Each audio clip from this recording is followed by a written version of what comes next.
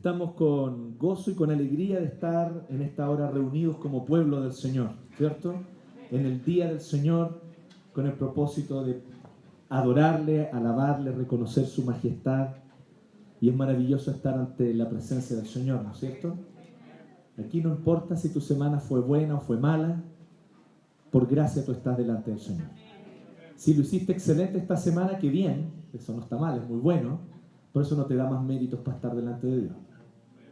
Si esta semana tal vez fue mala, hiciste mal las cosas y fallaste, tú sabes que por su gracia igualmente puedes estar delante de su trono.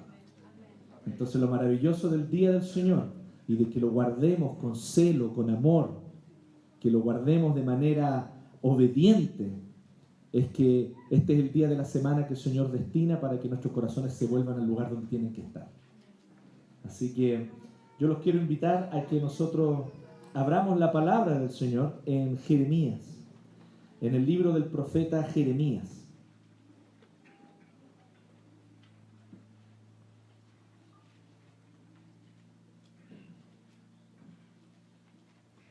Y allí en Jeremías nosotros vamos a leer los primeros 7 versículos.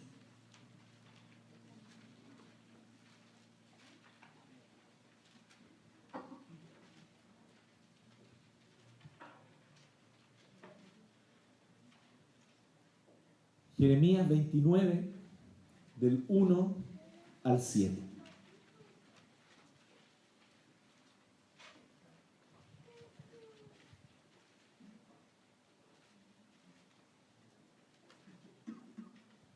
Esta es la carta que el profeta Jeremías envió desde Jerusalén al resto de los ancianos que estaban en el exilio, a los sacerdotes y los profetas y a todo el pueblo que Nabucodonosor había desterrado de Jerusalén a Babilonia.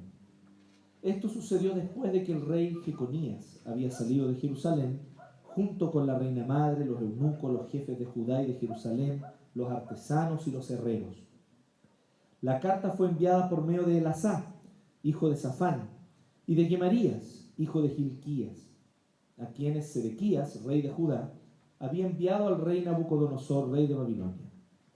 La carta decía: así dice el Señor Todopoderoso, el Dios de Israel, a todos los que he deportado de Jerusalén a Babilonia: construyan casas y habítenlas, planten huertos y coman de su fruto, cásense y tengan hijos e hijas, y casen a sus hijos e hijas para que a su vez ellos les den nietos. Multiplíquense allá y no disminuyan. Además, busquen el bienestar de la ciudad a donde los he deportado y pidan al Señor por ella, porque el bienestar de ustedes depende del bienestar de la ciudad. Oremos, hermanos. Gracias te damos, Padre Celestial. Gracias, Señor, porque estamos delante de las instrucciones del Rey. Cada uno de nosotros, Señor, yo en primer lugar, oramos y te rogamos que tu Espíritu Santo hable a nuestro corazón. Que tu Espíritu Santo transforme nuestra visión de la vida, del mundo y de lo que tú quieres para nosotros en el mundo, Señor.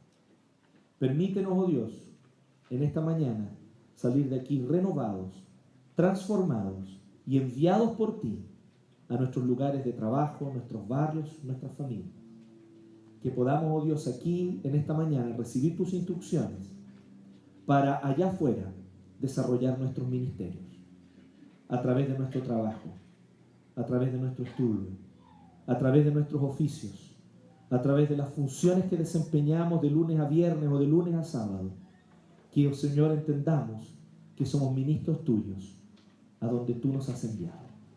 En el nombre de Jesús te lo rogamos. Amén. Yo quisiera que hoy día podamos hablar un poquitito sobre el hecho de vivir y habitar en el contexto de un mundo que niega a Dios, que no lo reconoce, en el mejor de los casos no lo reconoce, en el peor de los casos habla abiertamente contra Dios y se opone a Él, ¿sí? Y sé que es el contexto en el cual todos de una u otra manera nos encontramos. Y para nosotros es muy rico venir, estar aquí en este tiempo de adoración, de alabanza, con hermanos que tienen la misma fe, con hermanos que comparten el mismo corazón, el mismo modo de pensar, y nos reunimos acá y adoramos al Señor y todos reconocemos que el que es grande es el Señor. Pero sabemos que allá afuera ese no es el pensamiento que la gente tiene. Y vemos eso en nuestros lugares de trabajo, entre las personas con quienes trabajamos, entre las personas con las cuales estudiamos, las personas con las que nos rodeamos, personas que son incluso miembros de nuestra familia, a quienes amamos sin duda alguna, pero que no reconocen a Cristo como su Señor. Y tienen un modo de pensar y una forma de vivir su vida totalmente distinta a lo que nosotros entendemos. Estar aquí es un oasis, ¿cierto? Estar aquí es un tiempo, ¿cierto?, de gozo, de alegría, y podemos sentir la tentación de querer quedarnos aquí y de no querer movernos de acá y de no querer salir de esto, sino permanecer aquí lo que más podamos y ojalá prolongar esto, ¿sí? Ojalá prolongarlo para todos los días de la semana. Pero la verdad es que el Señor no es exactamente ese el plan que tiene para nosotros. Pero es un poco tedioso y molesto, ¿cierto? Ver que el mundo tiene una forma de pensar totalmente distinta. Y yo diría que más que molesto, tal vez si lo pensamos bien, incluso a veces un poco penoso. Es penoso, ¿cierto?, cuando importantes hombres, magnates de dinero y todo eso, se graban un video diciendo, yo soy igual que ustedes, pero poderoso. ¿Sí? ¿Se acuerdan? Nuestro querido Luxich, ¿cierto? Y uno ve eso, mucha gente se enojó con él. Y yo digo, a mí no me enoja, me da pena. Él no tiene idea de lo que es alguien verdaderamente poderoso porque no conoce a Cristo. Él cree que es poderoso, él cree que el dinero le da poder. Y tal vez podrá parecerle a él que es así, pero su imperio, como todos los imperios, no durará mucho más.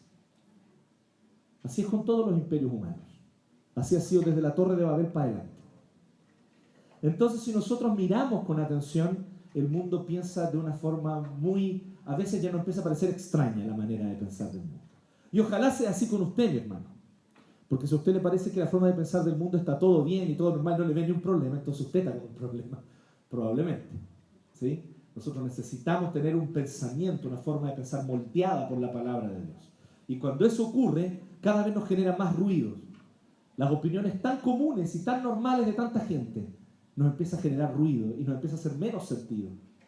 Pero ahí donde sentimos entonces una siguiente tentación, la de aislarnos, la de no querer mezclarnos con el mundo. Y eso tampoco es lo que el Señor quiere para nosotros.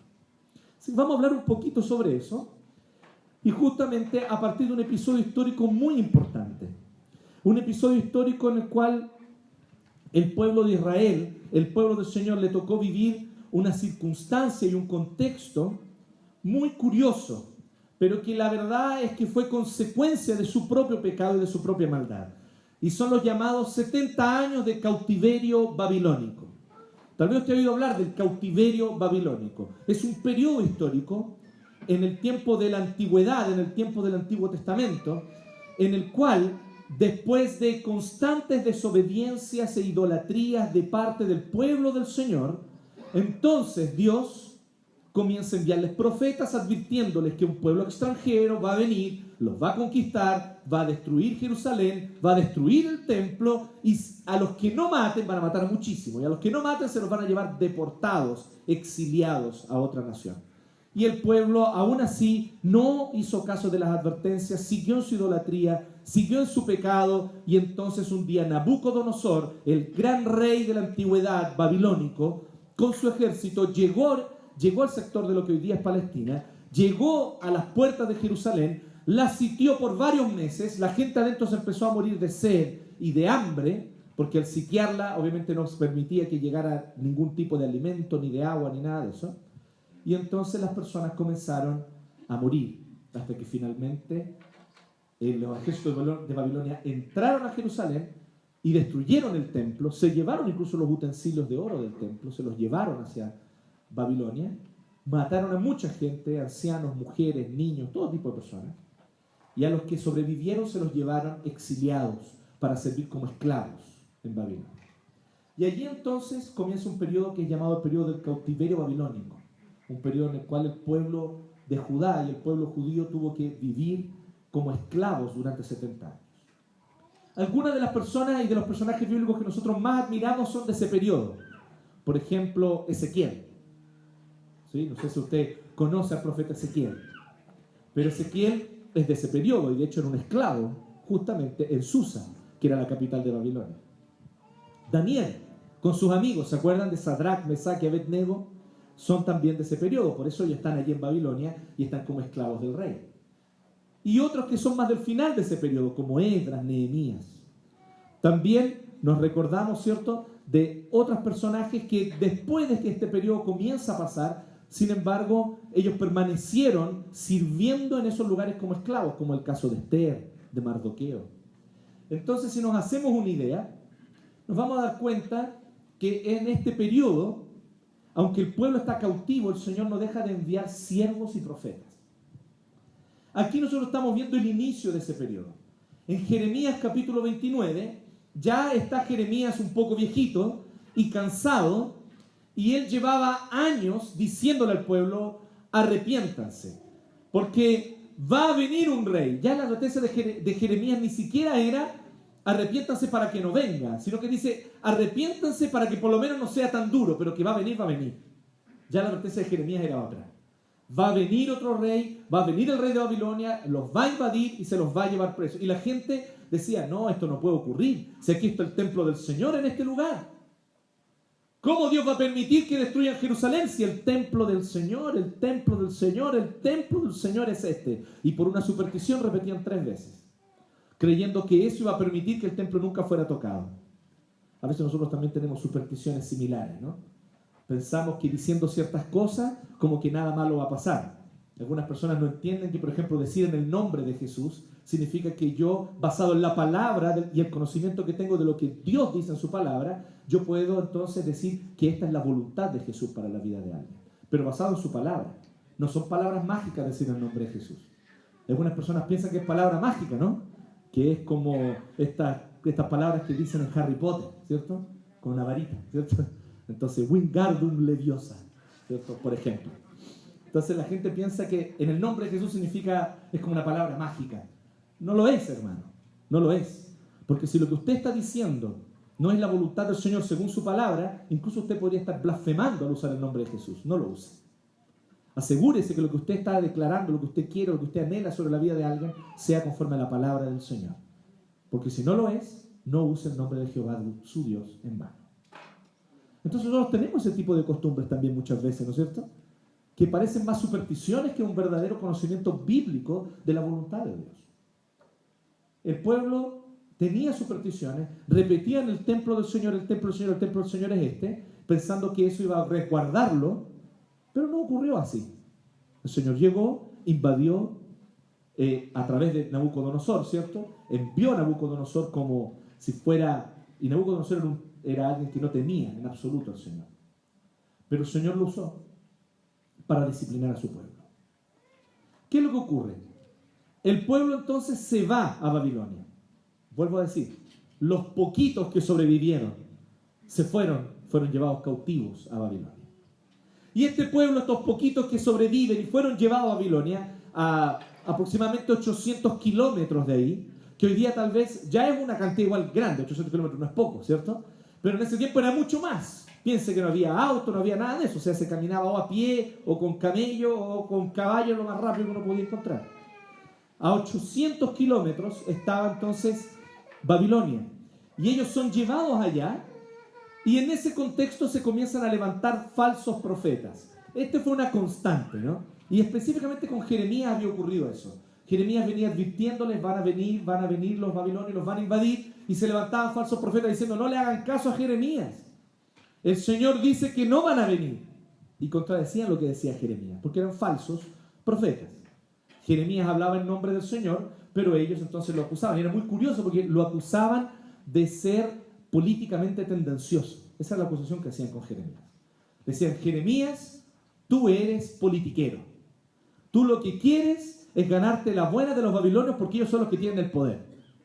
Tú estás a favor del imperialismo babilónico. Algo así le habrían dicho probablemente. ¿Sí? Y Jeremías le decía, no, yo solo estoy comunicándoles lo que el Señor me dijo que tenía que decirles. Y Jeremías incluso llega a pelear con Dios. ¿Han visto eso? Jeremías le dice al Señor, Señor, cada vez que yo abro la boca es para decir lo que no quieren escuchar. Entonces yo tomé una decisión, no voy a abrir más mi boca y no voy a hablar más porque tú me mandas a decir puras cosas que la gente no quiere escuchar. Así que se quedó callado. Y él dice que no aguantaba porque un fuego dentro de él lo quemaba y él tenía que hablar. Así que ustedes pueden ver eso ahí en Jeremías. Jeremías entonces tenía este drama. Había muchos otros profetas falsos que le decían a la gente lo que querían escuchar. Pero él tenía que decirles lo que nadie quería escuchar. Así que Jeremías, en este caso, no es la excepción. Se cumple su palabra. Miren qué curioso esto. Jeremías dijo, van a venir los babilonios, los van a sitiar y van a matar a muchísimos y a los que no maten se los van a llevar exiliados. La gente no creyó, ocurrió exactamente lo que dijo Jeremías. Se llevan un montón de gente presa, exiliada, como esclavos a Babilonia. Y allá en Babilonia se vuelven a levantar los falsos profetas y vuelven a decir todo lo contrario de lo que Jeremías había dicho. O sea, ni aún así desistían. Ya se había demostrado históricamente que Jeremías tenía razón. Pero seguían los falsos profetas. Hay una porfía tan grande, ¿no? Y aquí no es la excepción. Así que Jeremías decide enviarles una carta. ¿Qué es lo que estos falsos profetas decían? Le decían al pueblo así: quédense con las maletas listas. El Señor no quiere que ustedes habiten en este lugar impío. Miren las ciudades babilónicas donde ustedes fueron llevados, llenas de falsos dioses, llenas de idolatría, llenas de prostitución, llenas de inmoralidad. Dios no quiere que ustedes habiten allí. Ya se los va a llevar lueguito de vuelta. Eso decían los falsos profetas. Se los van a llevar lueguito de vuelta. Dejen las maletas listas. No se instalen. No planten en sus huertos. No hagan nada de eso. Esperen que lueguito, de aquí a un par de semanas, vamos a volver todos a Jerusalén. El Señor solamente quería darnos un pequeño escarmiento nomás. Quería solamente un tironcito de oreja y vamos a volver. Pero la verdad es que ellos iban a ir para quedarse en Babilonia 70 años. La mayoría de ellos se iba a morir en Babilonia. Entonces Jeremías tiene que enviar esta carta para decirles que esos falsos profetas les están mintiendo. Una vez más les están mintiendo. Ya les habían mentido antes. Seguían haciéndolo. Así que envía esta carta. ¿Y qué es lo interesante? Que en esta carta yo creo que están a grandes rasgos los principios fundamentales de lo que es ser el pueblo de Dios habitando en medio de una sociedad y de una cultura que no tenemos. Porque esa es la situación del pueblo, ¿se da cuenta? Son unos esclavos en medio de una ciudad, de ciudades, de un imperio y de una cultura y una sociedad que no tiene absolutamente ningún temor de Dios. Esa es la situación que a ellos les tocó vivir. Y es muy similar a la situación que nos toca vivir a nosotros hoy, ¿no? Habitar en medio de una sociedad y de una cultura que no tenemos. Y nosotros podemos empezar a sentir la tentación, que es la misma tentación que sentían los falsos profetas. Que el Señor nos lleve a una tierra distinta, una tierra diferente, para habitar solo con nuestros hermanos y estar siempre allí y no tener que estar contaminados con... No. Dios les dice, ustedes van a quedarse ahí. Y les da algunas instrucciones de cómo vivir su vida en medio de una cultura que no le teme. ¿Usted ha sentido esa tentación de aislarse del mundo? Cuando ya uno se empieza ya a aburrir de todo lo que uno ve que las personas piensan, comentan, hablan y decimos, yo no comparto en absoluto ninguno de estos valores, ninguno de estos falsos valores. Y nos sentimos fuertemente tentados a no querer estar allí. Pero el Señor nos dice que nuestra labor y nuestro deber es estar allí. Y nos da instrucciones de cómo ser el pueblo de Dios en medio de una sociedad y una cultura que no le teme. Entonces veamos algunas cosas que dice la carta. Al principio hay todo un preámbulo contando justamente este contexto de que Nabucodonosor se había llevado desterrados a los judíos a Babilonia, y desde el verso 4 hacia adelante comienza la carta. Así dice el Señor Todopoderoso, el Dios de Israel, a todos los que he deportado de Jerusalén a Babilonia. Aquí usted lee en la NBI, que es lo que estoy leyendo yo, dice: así dice el Señor a todos los que he deportado. Y la palabra deportar ya da por sí la idea de un exilio incluso forzado. Pero la verdad es que la palabra que está allí en la lengua original, que es el hebreo en el que fue escrito este texto, es una palabra muy simple, muy sencilla y muy común. Allí dice así dice el Señor Todopoderoso a todos los que he enviado de Jerusalén a Babilonia. A todos los que he enviado. Es muy interesante notar esto.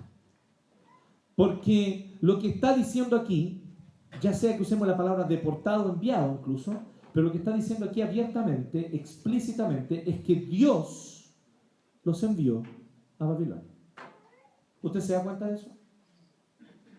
Aquí no está diciendo así: miren, lo que ocurrió fue que el diablo los envió a ustedes para allá. Y Dios no tiene nada que ver con eso.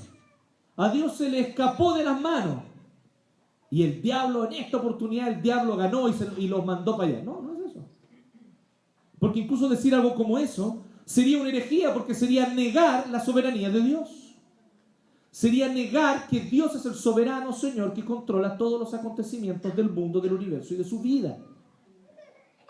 Aquí les dice abiertamente: yo, el Señor, yo, Dios, yo los deporté, yo los envié, yo hice que salieran de Jerusalén y fueran a Babilonia. Y esto es lo primero que nosotros necesitamos para ser creyentes, cristianos, que sirven al Señor, pueblo de Dios, en medio de una cultura y de una sociedad que no le teme. Lo primero que nosotros debemos hacer es cambiar el switch de nuestra mente. Es cambiar nuestra forma de entender esa situación.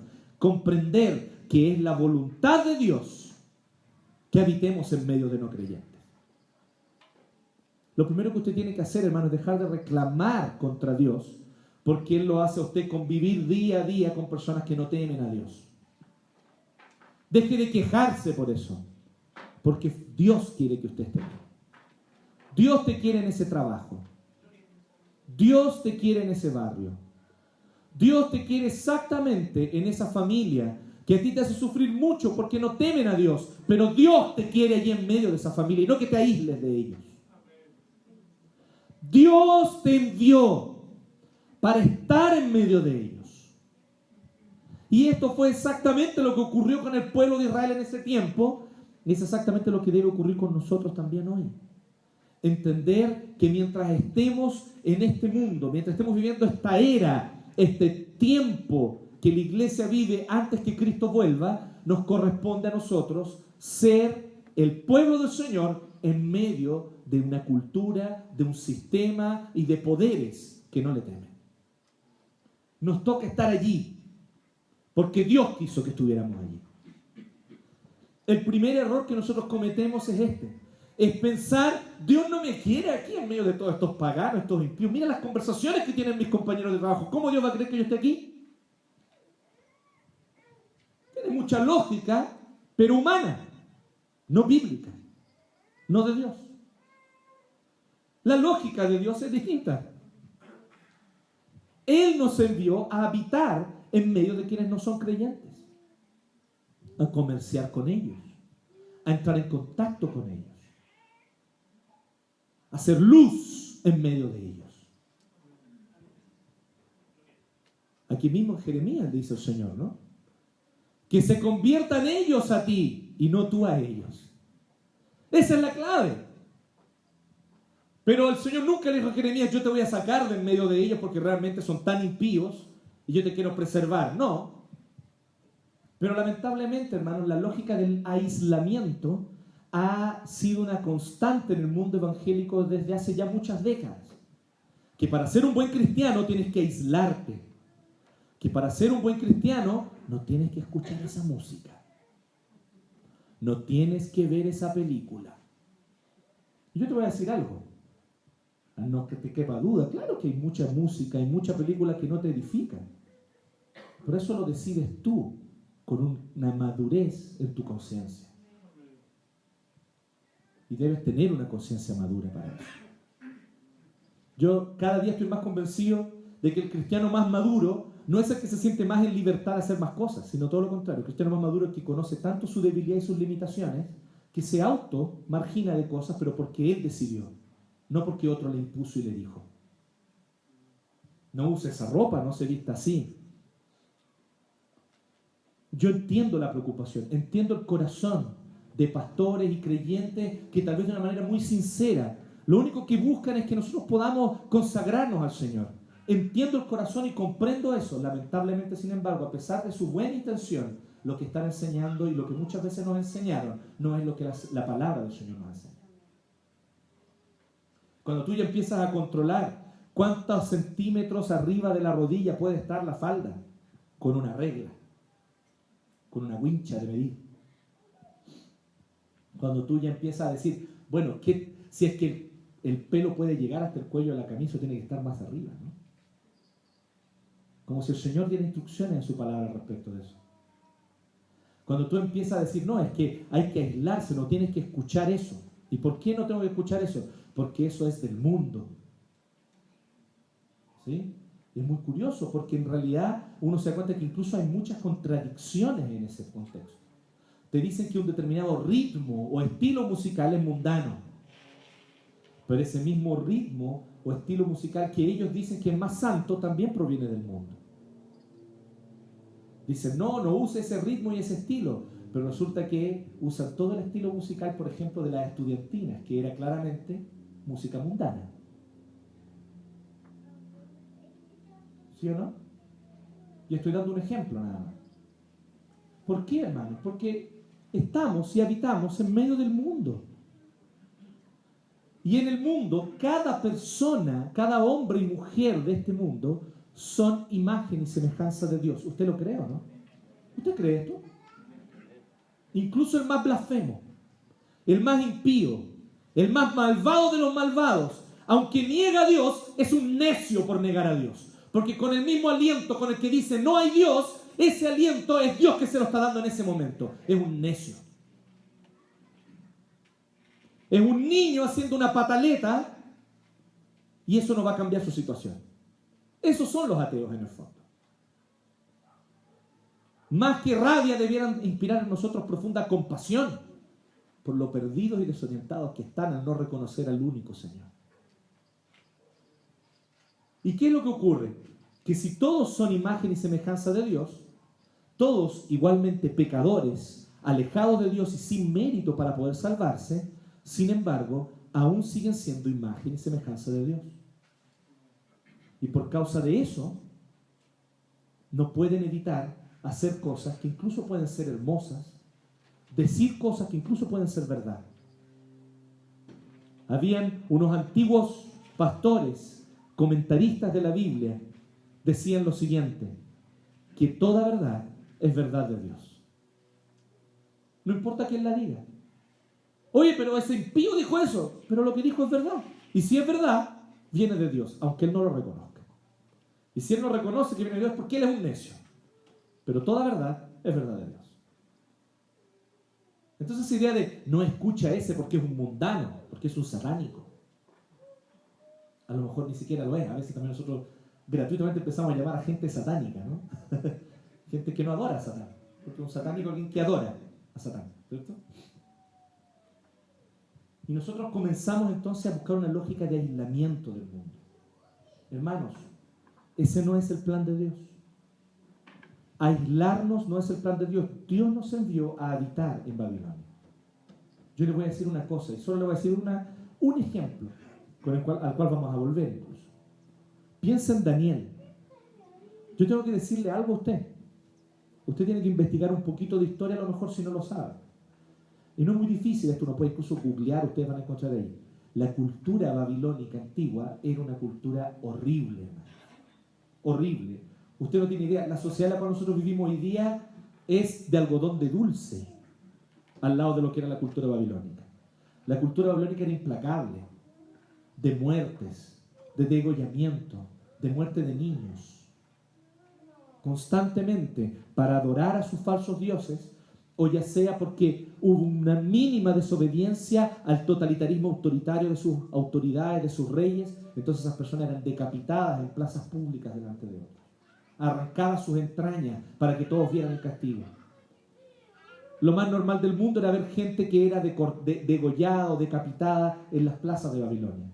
Además, en sus templos los cultos eran orgías, donde hacían uso de sustancias, y en todo templo que tú encontrabas casi en cada cuadra, habían prostitutos y prostitutas cultuales para tener allí todo tipo de orgías, hetero y homosexuales por igual. Y esto era a la vista y paciencia de todo el mundo. Hermano, si usted piensa que hoy día vivimos en una sociedad, en una cultura terrible, usted no tiene idea cómo era Babilonia. Y le cuento algo, Daniel sirvió fielmente a Dios allí en ese medio.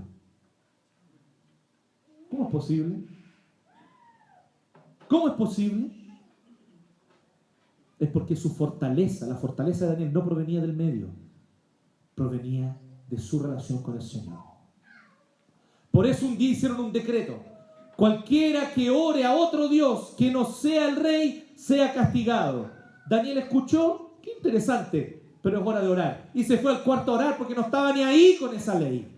Daniel iba a obedecer cualquier ley que le dijeran, menos aquella que le prohibiera hacer lo que Dios le mandó. Y él se arrodilló en dirección a Jerusalén, abrió sus ventanas y clamó a su único y verdadero Dios, al Dios de los cielos, sabiendo que estaba amenazado de muerte. Y ahí llegaron los espías. Si hubieran habido fotos en ese tiempo, le habrían sacado fotos, ¿no? Si hubieran habido celular, ahí habrían estado con el celular. Oh, miren, Daniel está orando a otro Dios que no es el rey. Y por eso, al foso de los leones. ¿Se recuerdan de ese episodio? Daniel habitaba en medio de una cultura terrible, hermanos. Pagana, blasfema, promiscua. Si nosotros hoy, con todo lo malo de nuestra cultura, algo de la influencia del cristianismo de siglos atrás todavía queda. Demos gracias al Señor por eso. Algo queda, no mucho, pero algo queda. Esta es una cultura, en cambio, que nunca habían conocido la palabra, nunca habían conocido la palabra del Señor, nunca. Y allí Daniel no solamente sirvió fielmente a Dios, sino que se fija en otra cosa, Daniel sirvió fielmente a sus autoridades, al jefe de los eunucos, a los reyes, a todos los que le tocó servir. Y esto es solo un ejemplo. Podríamos aquí estar toda la mañana hablando de José y hablando de los amigos de Daniel, Sadrach, Mesach y Abednego, hablando de Esther. Y veríamos lo que es la fidelidad de aquellos que su fortaleza no proviene del medio, proviene de su relación personal con Dios. Por eso, hermano, vemos lo segundo que el Señor les dice. Usted dirá, bueno, el Señor quiere que habitemos en medio de ellos. ¿Y qué significa esto? ¿Nos mimetizamos con ellos? ¿Adquirimos también sus costumbres? ¿Adquirimos sus valores? No, para nada. Mire lo que dice después. Versículos 5 y 6. Construyan casas y habítenlas. Planten huertos y coman de su fruto. Cásense y tengan hijos e hijas. Obviamente aquí está hablando de casarse entre aquellos que temían a Jehová. Recuerden que estaba estrictamente prohibido por la ley de Moisés casarse con idólatras. Cásense, tengan hijos e hijas, casen a sus hijos e hijas para que a su vez ellos les den nietos, multiplíquense allá y no disminuyan. Ustedes se fijan en algo, mire, les dice que planten huertos y coman del fruto de un huerto. Les dice que se casen y tengan hijos. Y les dice que se multipliquen. ¿Les parece conocido esos mandatos? ¿Dónde estaban esos mandatos? En el Génesis. Es a propósito. Jeremías aquí les está recordando las palabras del pacto con el que el Señor, cuando hizo la creación, hizo un pacto con Adán. Cuando hizo el pacto con Adán, dice que lo bendijo Dios y les dijo que se multiplicara y que llenara la tierra y que la sojuzgara, y también le dijo que cultivara el huerto que él había plantado para el hombre. Si ustedes observan aquí, le está diciendo y le está recordando que reafirmen el pacto con Dios. Que en medio de una nación, en medio de una cultura, en medio de una sociedad que no teme a Dios, nosotros debemos más que nunca reafirmar nuestra identidad. Y es el segundo principio. El primero, cambie su forma de pensar y comprenda que es la voluntad de Dios que usted habite entre no creyentes. Primera cosa. Segunda es esta: fortalezcamos nuestra identidad como pueblo del Señor en medio de los que no le temen. Algunos piensan así: bueno, ya que nos tocó vivir en el mundo, ya que nos tocó estar con ellos, entonces adquiramos sus costumbres, imitémoslo, seamos como ellos, abracemos los mismos valores. Y esto es peligrosísimo, hermanos. Y es peligrosísimo por razones obvias, porque entonces nosotros comenzamos a abrazar los mismos ídolos que ellos. El Apocalipsis habla acerca de eso. Usted se acordará que en el Apocalipsis hay distintas visiones con un fuerte lenguaje simbólico para hablar acerca de cómo la iglesia persevera en medio de un sistema que es enemigo de Cristo. Ese es básicamente el mensaje del Apocalipsis, y es por eso que es hermoso estudiarlo. Porque en medio de eso da esperanza a la iglesia. No es un libro de terror, ¿no? La gente piensa que el Apocalipsis es para sentir miedo. Así como no lea Apocalipsis antes de dormir, porque si no va a tener pesadillas. Y en realidad es todo lo contrario. El Apocalipsis es un libro de esperanza. Y lo que nosotros vemos allí en el Apocalipsis es que nos habla acerca de aquellos que se dejaron marcar la frente y la mano, ¿se acuerdan? Con la marca de la bestia. ¿Se acuerdan de eso? Y mucha gente se empieza a pasar el rollo y dice: ¿cuál será la marca de la bestia? ¿Cuál será? ¿Son los códigos de barra? ¿Serán microchips que nos van a incorporar? Y yo sé que hay abundantes videos en YouTube llenos de mucha fantasía para hablar sobre esto, pero no es eso lo que está diciendo Juan. Cuando él habla de la marca de la bestia, 666, dice que es número de hombre, no dice que es número del diablo. ¿Se fijaban eso? Vea bien, lea el Apocalipsis. Dice: este es el número de hombre. Dice ahí. ¿Por qué dice que es número de hombre? Porque el 6 simboliza lo imperfecto. Si el 7 es lo completo y lo perfecto, el 6 es lo que pretende ser perfecto pero no le da y no alcanza. Es el hombre tratando de autolevantarse para llegar a Dios, igual que en Babel, igual que en Babilonia. Es el espíritu humano que quiere ser como Dios. La tentación de la serpiente, ¿se acuerdan? Ustedes serán como Dios cuando coman de este fruto. Eso es el 6. Son los hombres intentando llegar a Dios, pero no les da el ancho y no llegan. Porque uno no llega a Dios por su propio esfuerzo. Es Dios que por gracia llega a nosotros. Entonces los hombres tratan de autolevantarse como dioses. Y por eso el número 666 se repite 3 veces para dar énfasis. Cuando algo se repite 3 veces en toda la Biblia, por ejemplo, santo, santo, santo en el Antiguo Testamento, es para enfatizar. Dice 666, o sea, son hombres que buscan autoerguirse y autolevantarse para tratar de estar a la altura de Dios por sus propios esfuerzos. Bueno, eso es una mentalidad, una forma de pensar, por eso llevan la marca en su frente. Y es una forma de hacer las cosas, por eso lleva su marca en la mano. Ahora piensen esto. Esto significa que hay muchos que lamentablemente, aunque puedan decir externamente que temen a Dios, piensan como el mundo y actúan como el mundo. Llevan la marca en la frente y en la mano. Usted no necesita que le incorporen un microchip para estar marcado por la bestia. ¿Sí? No es muy buena noticia la que le tengo. Porque tal vez usted está marcado por la bestia y no lo sabe. Bueno, está a tiempo de desmarcarse. Porque nosotros vemos, por ejemplo, cuando nuestras iglesias, hermanos, con el nombre evangélico, con el nombre del evangelio, no predican evangelio. No predican a Cristo. No hablan de Jesús. ¿Saben de lo que hablan? De coaching empresarial. Para que usted pueda prosperar. Díganme si eso no es la marca de la bestia en su frente y en sus manos. Como si el objetivo por el cual vinimos a esta vida es para prosperar y ascender socialmente. Querido hermano, si el Señor le permite a usted ascender socialmente, gloria a Dios, Dios es Dios. Pero si el Señor también decide empobrecerlo y quitarle, gloria a Dios también, porque Él es Dios. Y Él sigue siendo Dios, nos dé o nos quite. Pero esa mentalidad que tenemos que ser siempre winners, siempre vencedores, siempre ganadores, porque para eso es la fe. La fe es una lámpara de Aladino, para que yo la frote con mis diezmos y Dios me bendiga y me vaya bien en mi negocio. Hermano, abandone, y disculpe aquí la palabra, pero no tengo otra, esa estupidez. Porque no hay otro nombre para algo que es totalmente antibíblico. Y eso es pensar como el mundo. Y es curioso porque esa misma gente después te dice: pero no escuches esa música porque te contamina con el mundo. Mi hermano, tú estás contaminado por el mundo entero. ¿Y no me dejáis escuchar a Iron Maiden? Por favor. Más encima el baterista de Iron es cristiano. ¿Sabían eso, no? Sí, va a una iglesia y toca la batería en su iglesia. Todos mirando al baterista en este momento, ¿no? ¿Dónde está el baterista? Todos miran buen. Bien, bien. Entonces, nosotros vemos que hay un problema, por lo tanto, contradicciones. Hermanos, no abracemos los valores de este mundo, si ese es el tema.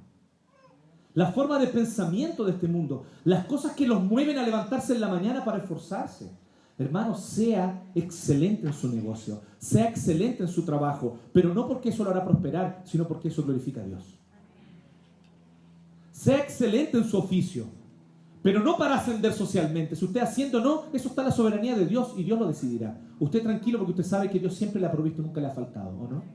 Usted haga lo suyo, hágalo con fidelidad y hágalo con excelencia solo por una motivación. Dios es glorificado cuando hago bien las cosas. Punto. Como Daniel, ¿sí o no? Como Daniel. 3 veces al día oraba. Es muy chistoso eso, porque si ustedes ven es irónico el texto de Daniel. Daniel escuchó el decreto, bueno, y todos los que oren a otro Dios serán castigados con la muerte. Y él escuchó, qué interesante, pero es mi hora de orar, permiso. Y se fue a orar. No estaban ahí. Porque cuando se trata de deber con el Señor, uno lo cumple como sea, aunque esté amenazado de muerte. Entonces, si nosotros pensamos en esto, esto es tener una identidad. Es la identidad de Daniel. ¿Se acuerdan cuando viene el jefe de los eunucos y le dice así? Mira, ustedes tienen que comer esta comida. Y Daniel sabe de dónde es esa comida. Toda esa comida había sido sacrificada y consagrada a dioses en cultos paganos.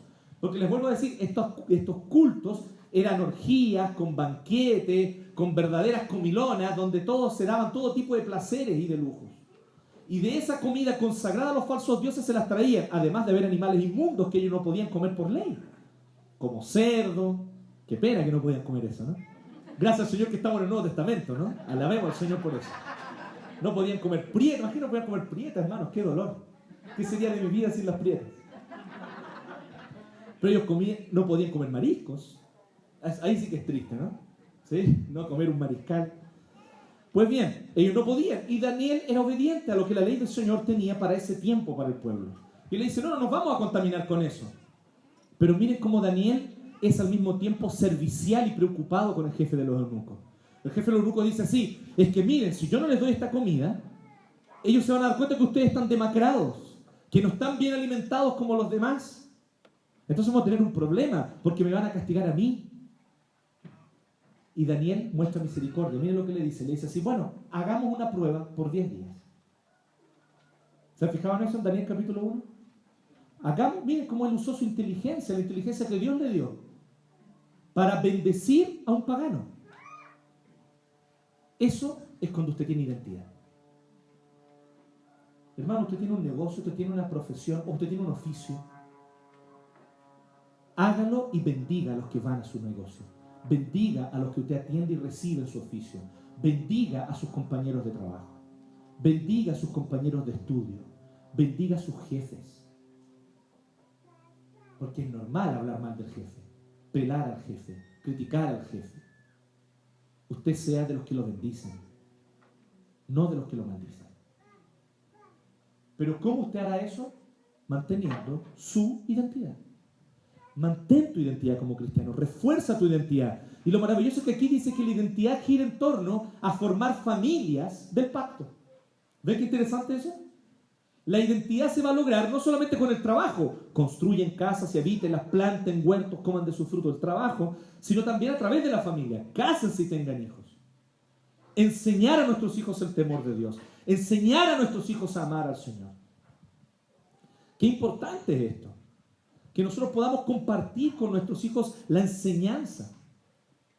Recuerdo cuando nos propusimos hacer esto con nuestra familia, con mi esposa y nuestro pequeño hijo, bueno, Agustín ahora ya tiene 10 años, pero en ese tiempo era chiquitito, y él apenas hablaba algunas palabras. Y dijimos, tenemos que ser fieles con esto. Y empezamos a hacer un devocional y a tomar, en ese caso era un catecismo, tomar algunas enseñanzas bíblicas e ir leyéndolas juntos a la hora de almuerzo. Vivía en Chillán en ese tiempo, así que íbamos a la casa todos los días. Qué privilegio, ¿no? Hoy día aquí en Santiago eso no es más posible.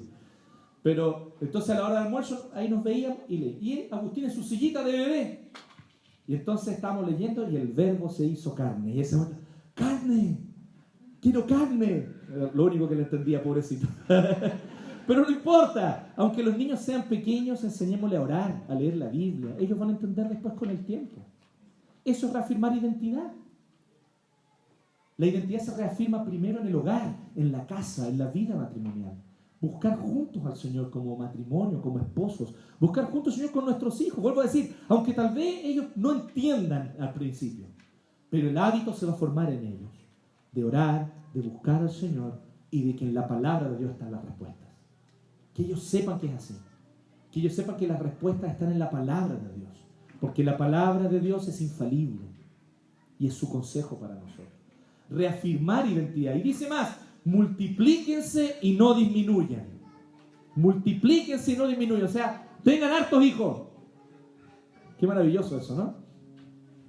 Nos cuesta hoy día, nos falta fe. Y aquí me incluyo, ¿eh?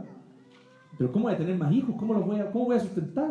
¿Sabes lo que cuesta una colegiatura, pastor? Sí, yo lo sé. O sea, más o menos, porque ahora los tengo en colegio municipal. Y fue un acierto a todo esto. Pero nosotros empezamos a cuestionarnos. Y nos empieza a faltar la fe. Pero para cambiar el auto no lo dudamos, ¿no? Porque hay que tener un auto mejor, pues no puedo tener el mismo viejo auto de hace 10 años, ¿no? ¿No será que tal vez estamos empezando a pensar como la bestia? ¿Sí o no? Tengamos hijos, multipliquémonos. Y también pensemos en lo que significa tener hijos espirituales. Evangelicemos y discipulemos. Multiplíquense allá y no disminuyan. ¿Quién sabe? Tal vez el día de mañana el Señor tiene misericordia de Luxich y Él se arrepiente de todas las blasfemias que Él dijo. Y entienda de una buena vez que solo hay uno poderoso, que es Cristo el Señor, que gobierna sobre la historia, que hace caer imperios y que los levanta. Cuando Él quiere, levanta imperios. Cuando Él quiere, los echa abajo. Y los deja sin nada. Y se vuelven desnudos. Eso ya ha ocurrido antes en la historia. Vean la historia. Muchos imperios pensaban que eran poderosos, que tenían tanto dinero, que tenían tanto poder, que tenían tanto poderío militar y político. Y el Señor los hizo volver desnudos. Entonces, pensemos en que tal vez el Señor quiera llegar a esas personas. Que sus corazones puedan ser convertidos. Pero ¿cómo haremos eso si estamos mimetizados con el mundo? Y no hablo aquí del estilo de música que uno escucha o de las películas que uno va a ver. Vuelvo a decir, ese no es el tema. El tema es mucho más profundo, es si tenemos los valores que ellos tienen. Muchas veces amamos lo que el mundo ama. Y usamos a Dios como una excusa.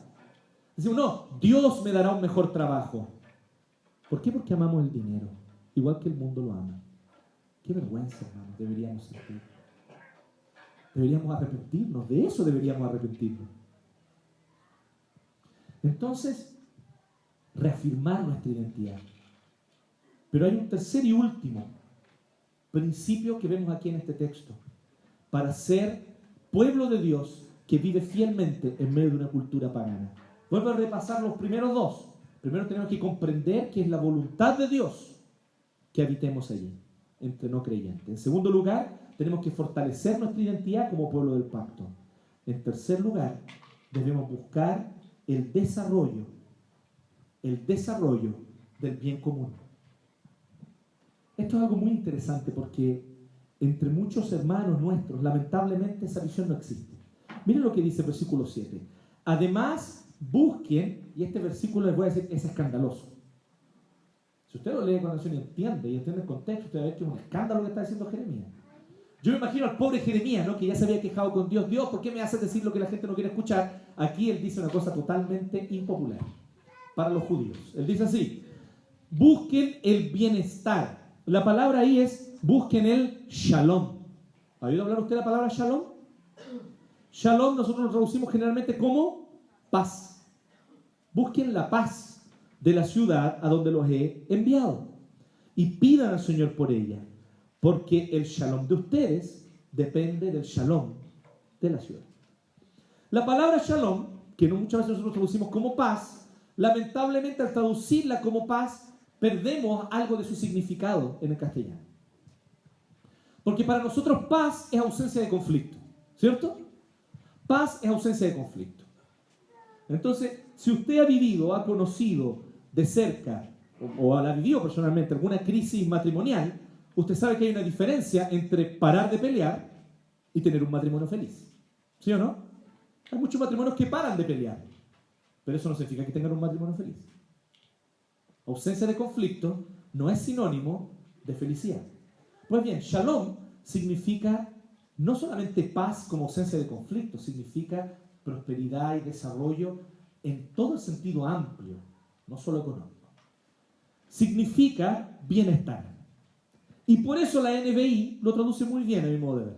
Dice, busquen el bienestar, busquen el desarrollo, pero un desarrollo sustentable, un desarrollo donde todas las partes son desarrolladas y no solo el 1% más rico.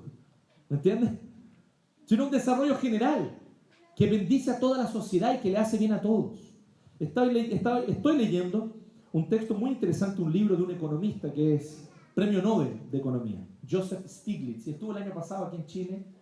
Muy interesante el hombre, un norteamericano. Y Joseph Stiglitz dice que durante los años, entre los años 30, a pesar de todo lo que había ocurrido después de la Gran Depresión, pero entre los años 30 y 60, 70, a todo reventar, se dio en Estados Unidos un periodo muy peculiar en la historia.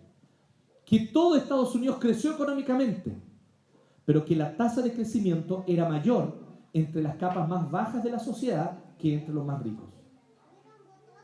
Y él dice, eso debiera ser el ideal siempre.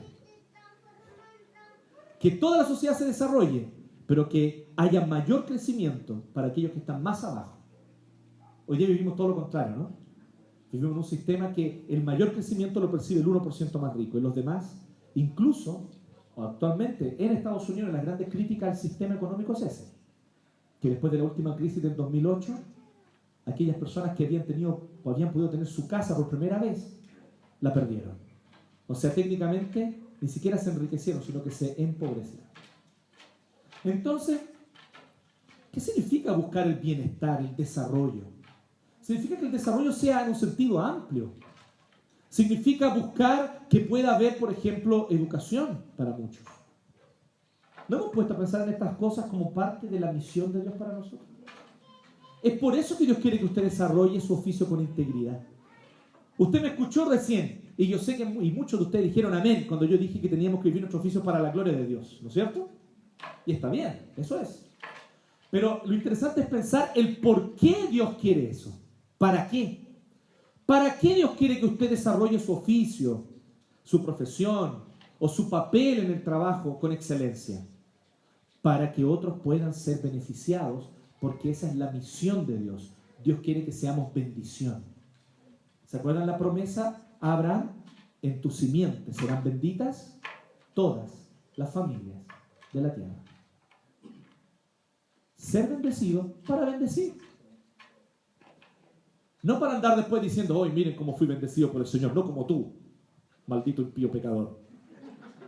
No, eso no es lo que Dios quiere. Dios quiere que nosotros seamos bendecidos para compartir esa bendición con otros. Para bendecir a otros. Que si me está yendo bien en mi negocio y en mi empresa, a lo mejor es pequeña, con 2, 3 empleados. Yo no soy el único que percibe ese beneficio, que yo también mejore el salario de ellos. Y ellos también puedan percibir, porque ellos también fueron parte de ese crecimiento, ¿o no? Que la gente pueda percibir que somos bendición para otros. Recuerdo que me contaban a mí que hace años atrás, cuando los colchones Rosen aún eran un negocio familiar, pertenecía a una familia cristiana, no sé cuántos de ustedes sabían eso, la familia Rosenberg de Temuco, que todavía muchos de ellos son cristianos, ¿sí? Y cuando partió ese negocio, antes de que fuera una gran empresa que vendía, ahora vendieron, es de otra gente, pero cuando era un negocio familiar, había un sindicato, obviamente, y ese sindicato, al final de año, llegaba para negociar con los jefes. Entonces ellos se ponían de acuerdo y decían, bueno, yo creo que tenemos que pedir un aumento salarial de tanto por ciento, tenemos que pedir estos beneficios, y llegaban a donde los jefes a decirle, miren, tenemos esta propuesta. Antes de que presentaran la propuesta, los jefes decían, esperen un poquitito, escuchen la propuesta que nosotros tenemos y vean ustedes. Y la propuesta de los jefes era mejor que la que el sindicato había acordado. Ojalá fuera siempre así. Pero esa es la diferencia que hace creyentes, personas que no aman el dinero, sino que aman al Señor. Si nosotros pensamos en esto, esto beneficia a todos los demás. Cuando usted hace bien su labor, usted beneficia a otros. Y ellos son bendecidos. Cuando usted cumple su función, usted es una enfermera, usted es un abogado, usted es un profesor. Cuando usted hace su labor motivado por la gloria de Dios, usted la hace con excelencia. Y cuando la hace con excelencia, bendice. El profesor que hace la materia, que enseña con amor, que se preocupa de sus alumnos, bendice a cada uno de los alumnos que tiene en la sala, no solo a los cristianos, a todos los alumnos que tienen, ¿sí o no? Y eso va a permitir que esos alumnos puedan progresar, salir adelante. Qué importante es que nosotros, por lo tanto, seamos de los que buscan el bienestar de la ciudad. ¿Es usted de los que busca el bienestar de la ciudad? Porque Dios da esa orden literalmente en el 7. Es una orden, léalo bien ahí. Está en imperativo. Busquen el shalom de la ciudad a donde los he enviado.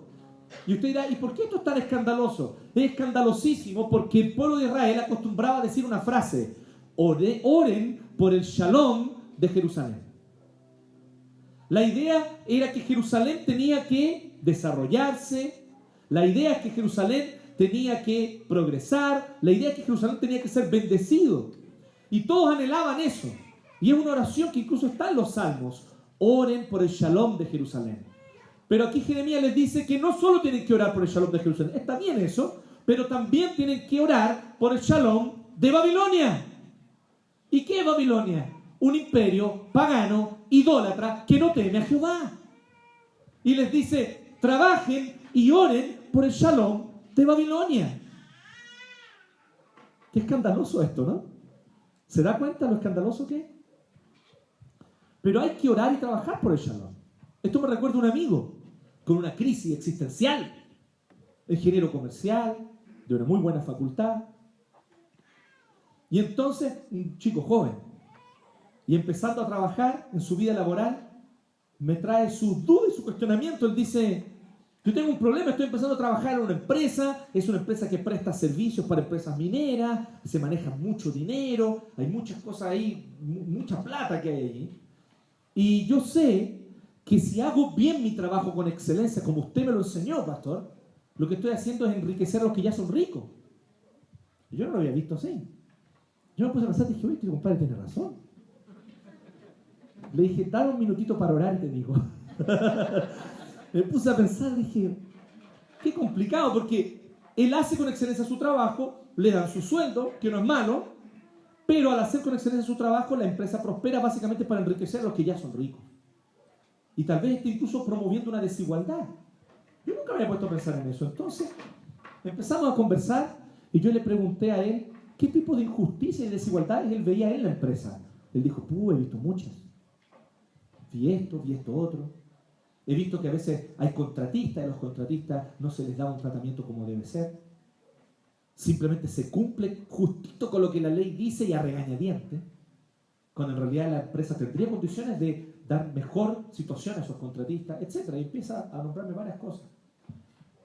Entonces yo le dije, bueno, sería interesante que tú pudieras ayudar a que esa situación mejore dentro de la empresa.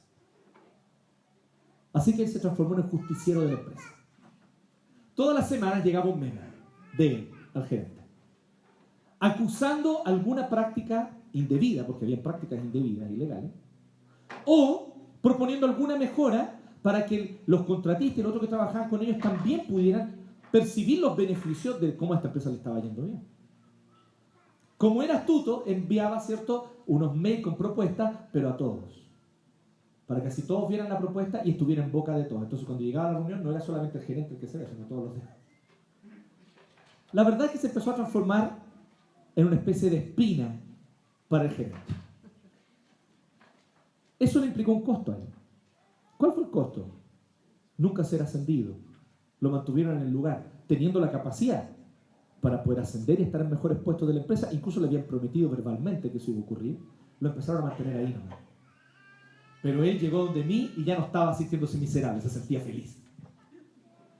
Pastor, por fin estoy haciendo lo que tenía que hacer. Este es mi lugar. Estoy haciendo mi labor en la empresa con excelencia, pero también estoy batallando dentro de ella para que las situaciones injustas, ilegales o incorrectas sean corregidas. Entonces le dije, eso es contribuir para el Shalom. Eso es hacer Shalom. Pero eso no va a ser sin un costo. ¿Se fijan en eso? A veces nosotros queremos tenerlas todas, ¿no? Pero no es sin costo. Hay un costo por promover el Shalom. Hay un costo por promover el bienestar de la ciudad. Pero si lo hacemos con fidelidad, estaremos cumpliendo la misión que Dios tiene para nosotros. Porque miren el versículo 7, es tremendo. Busquen el Shalom de la ciudad a donde los he enviado. ¿Y no fue el Señor Jesucristo que también a nosotros nos envió? Vayan por todas las naciones y hagan discípulos. ¿No es a eso lo que el Señor nos mandó? ¿Y nosotros cómo haremos eso? Haremos eso con integridad, con una identidad como creyentes, pero viviendo en medio de una sociedad y de una cultura pagana, como creyentes, pero bendiciendo a quienes no temen al Señor. Como les decía, esto lamentablemente no es muy popular entre algunos hermanos nuestros. Recuerdo cuando hace tiempo conocí a un candidato, y ese candidato a concejal, no era aquí, era en otra ciudad. Y ese candidato a concejal quería hacer una diferencia. Dijo, yo soy un candidato evangélico, pastor. Entonces yo quisiera saber si es que usted me permitiría hablarle a su congregación. Lo primero que le dije fue, no. Usted no va a hablar porque el culto el domingo no es para eso. Así que no lo dejé hablar. Después él quería insistir en que quería presentar su propuesta, si podía presentar su propuesta. Y le dije, bueno, déjame ver cuál es tu propuesta. Ah, pastor, mi propuesta es súper interesante. Yo quiero beneficiar a los evangélicos. Que los evangélicos puedan tener, por ejemplo, los pastores, puedan tener su pasaje gratuito en la micro y en el metro durante la semana. Y que así, durante el domingo, para que así puedan cumplir sus labores pastorales del día domingo sin tener que pagar. Oye, qué interesante. Le dije, ¿y qué otra propuesta tiene? No, y también tengo una propuesta para beneficiar a los templos, para que así haya un impuesto, no sé cuantito, que no se tenga que aplicar cuando tú construyes un templo. Oye, qué interesante. Y tenía puros beneficios para evangélicos. Después que escuché su propuesta, le dije, ¿sabes qué? Me parecen pésimas tus propuestas. Tú eres un creyente en Cristo y tú debieras trabajar como concejal para el bienestar de toda la ciudad, no solo de los cristianos. Tú no estás cumpliendo tu labor. Eres un mal político y yo nunca voy a votar por ti. ¿Será que nosotros entendemos esto? El único beneficio que nosotros le vemos a veces a ver el tema político es justamente este, es beneficiar a los evangélicos. Qué mal estamos como evangélicos cuando pensamos así. Yo creo que está bien y que hay hermanos nuestros que deben involucrarse en eso, con integridad en primer lugar, pero en segundo lugar, buscando el bienestar de todos. Hay que buscar el bienestar de todos. Busquen el shalom de la ciudad, no solo de ustedes. Incluso porque el shalom de ustedes depende del shalom de la ciudad, obviamente. Si nosotros, por lo tanto, trabajamos para contribuir a que nuestra sociedad pueda mejorar, entonces también nosotros podremos disfrutar algo de ese beneficio. Eso es lo que está diciendo el Señor y no niega que eso es una realidad. Entonces pensemos respecto de esto, hermanos. ¿Cómo ser creyentes en medio de una sociedad pagana? ¿Cómo ser pueblo de Dios, fiel al Señor, en medio de un mundo de mentalidad secularizada que no teme al Señor? Bueno, recordemos estos tres principios. Primero, comprendamos que es la voluntad de Dios que habitemos en medio de ellos. En segundo lugar, fortalezcamos nuestra identidad como pueblo del pacto. Y en tercer lugar, busquemos el bienestar y el desarrollo de los lugares donde estamos. Busquemos el desarrollo de los lugares donde Dios nos colocó, donde Dios nos envió. Porque una lección que hace tiempo, cuando yo todavía era chico, aprendí con un pastor y quisiera transmitir a ustedes esta. Es que nosotros no ministramos al Señor o no ministramos para la gloria de Dios cuando venimos aquí. Aquí en el culto venimos a recibir las instrucciones del Señor, a encontrar en Él consuelo, paz, a dejar delante de Él nuestras cargas, a adorarle y a reenfocar nuestro corazón. Pero al Señor le ministramos allá afuera. El ministerio, su ministerio, mi hermano, está allá. Su ministerio está en su trabajo. Tu ministerio, estudiante, está en tus estudios. Hazlos con fidelidad, con integridad. Tu ministerio está en el negocio, en el emprendimiento que estás llevando a cabo. Hazlo con integridad, con probidad, con seriedad. Beneficiando también a los que están contigo, a los que están debajo de ti, a los que son tus empleados, a los que trabajan bajo tu responsabilidad. Bendiciendo a los que están sobre ti también, a tus jefes, al gerente, siendo bendición con ellos y para ellos. Nuestro ministerio está allá. En otras palabras, y esto es lo que me enseñaba ese pastor cuando yo era chico, el juego, el partido es allá. Aquí es el entretiempo, donde nuestro Señor, con su palabra, como director técnico, nos da las instrucciones de cómo tenemos que jugar allá afuera. Pero la cancha es allá, hermanos. La cancha es al salir por estas puertas. La cancha comienza el lunes. Su ministerio comienza mañana, lunes, temprano en la mañana. Que yo sé que nos levantamos sin ganas. Nos levantamos tal vez diciendo, oh, lunes otra vez. Pero que podamos cambiar esa mentalidad, entender que allí el Señor nos tiene para que seamos fieles y le sirvamos y le glorifiquemos y seamos luz en medio de las naciones. Allá está el juego, allá está la cancha, aquí es el entretiempo. Allá es el ministerio, aquí es el lugar de refrigerio, para encontrarnos con el Señor, para recibir su instrucción, para llenarnos de su espíritu, para salir a servir. Pero el ministerio está allá. Siendo usted una vecina que es fiel con sus vecinos, que los honra, que glorifica a Dios, que los sirve, que está atento a las necesidades de las personas que viven a su alrededor. Siendo usted una persona que cuida a sus hijos con fidelidad, con integridad, enseñándoles la palabra, enseñándoles a servir al Señor, enseñándoles a orar.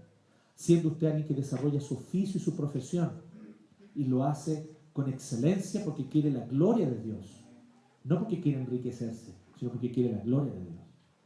Y eso lo motiva a hacerlo con excelencia. Esta es la motivación que debemos tener. Y esta debe ser la visión que nosotros tenemos que tener como iglesia. Que el Señor nos ayude, porque si lo hacemos así, no les quepa duda entonces que podremos nosotros sentir uno de los principales gozos que el Señor nos permite sentir después del gozo de la salvación. ¿Saben cuál es? El gozo de ser usados por Él. ¿Usted ha sentido ese gozo últimamente? Si usted quiere sentir ese gozo, viva la voluntad de Dios de lunes a sábado, allá afuera. Y usted va a sentir el gozo de decir, qué rico cuando el Señor me usa. Qué alegría cuando el Señor me permite bendecir a otros. Es un gozo tremendo. Después del gozo por la salvación, yo creo que uno de los gozos más maravillosos que el Señor nos permite tener. Que el Señor nos ayude con esta visión. Oremos. Gracias te damos, Padre. Gracias, Señor, por las instrucciones de tu palabra. Gracias, Señor, por cómo tú nos invitas, Señor, a servirte, a buscarte, a ser llenos de tu Espíritu para bendecir a otros. Que estemos llenos, Señor,